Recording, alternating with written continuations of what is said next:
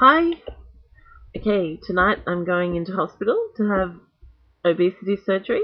I'm having sleeve gastrectomy, which is a procedure where they cut away most of your stomach and throw it away and staple up the rest, leave a very small stomach that can fit about half to 1 cup of food in there.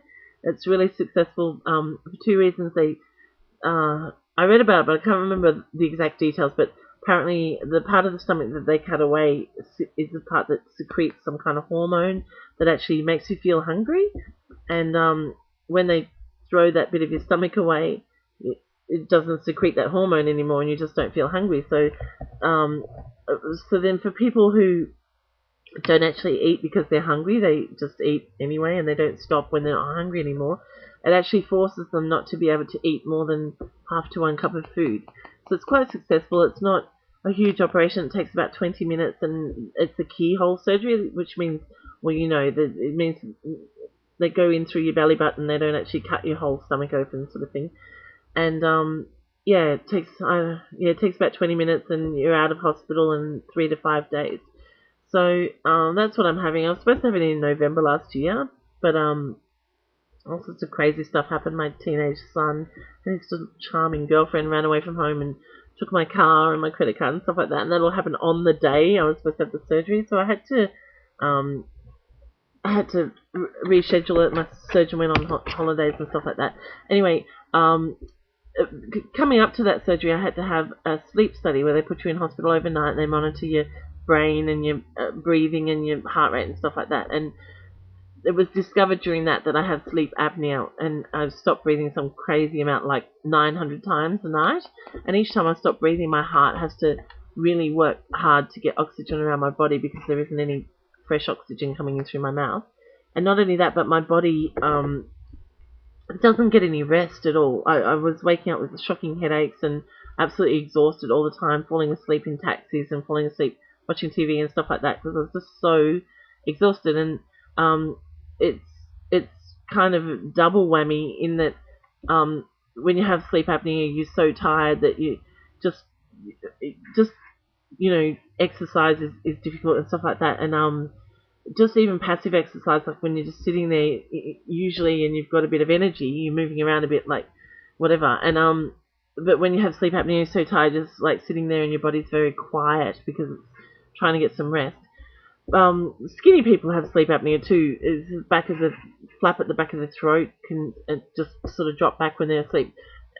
In obese people, as you can see, all this fat here, when I lie back, it sort of squashes on my throat and stops me breathing.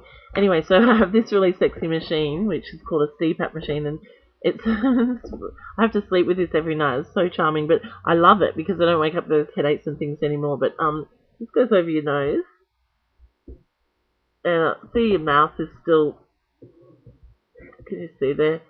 Your mouth's still completely open, and that goes around your head, and it just gently pushes air down the back of your nose, and keeps that airway open so that you can't actually mouth breathe when you've got the CPAP machine on because it gently just pushes the air through and keeps that airway at the back open. So they said that I probably won't need that CPAP machine when I get back to goal weight because I won't have all this fat crushing my throat. Speaking of goal weight, okay, this is a photograph of me. Believe it or not, it's me. Look. 6 years ago on New Year's Eve, and I've been keeping this close to me. The last week or so, I've been absolutely terrified. Just the thought of having this operation. I'm terrified of dying on the operating table. I'm terrified of having an allergic reaction or something and just not surviving the operation. And another thing is a little bit irrational because it hardly ever happens, but I'm frightened of being aware during the operation, if they don't knock me out properly and I'm just paralyzed and I can feel all the pain and stuff. I know it's crazy, and I spoke to the anaesthetist about it, and he said they monitor you very closely now to see if there's any signs of awareness. So yeah, but every now and then because I feel so terrified about having this operation, every now and then something in the back of my mind would scream, "Don't do it! Don't let them cut you!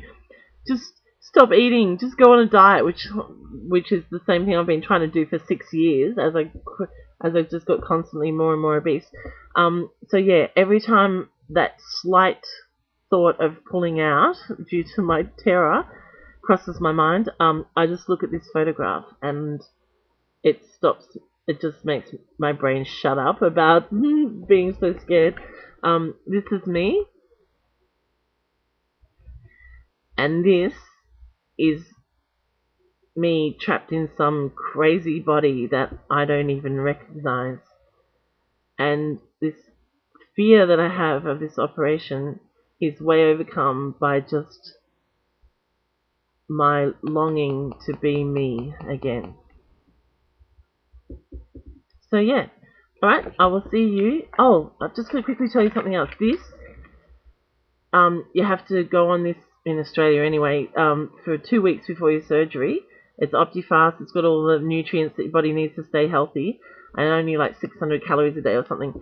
And I hope that they don't try to sue me or something for saying this, but it tastes like, it's just revolting. It's the most disgusting stuff. I've tried all different flavors, and how can I describe it? It tastes like powdered cardboard with some kind of artificial flavors. It really is revolting, but you have to do it.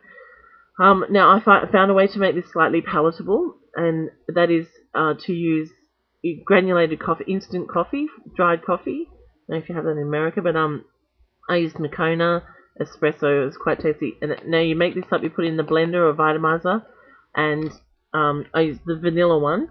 Don't get the coffee one, it tastes disgusting. And you chuck it in the vitomizer, a big cup of ice, and then a spoonful of this coffee, whiz it up, and then I eat it with a spoon, and I just kind of imagine it's a McDonald's iced coffee frappe, and it makes it almost palatable, even though you can still taste the cardboard in the background. So that's all for me. I'm off to hospital. I'm all packed. I'll see you in 3 to 5 days, and I'll let you know all about it, okay, I promise. And in the meantime, you are all beautiful, and don't forget that.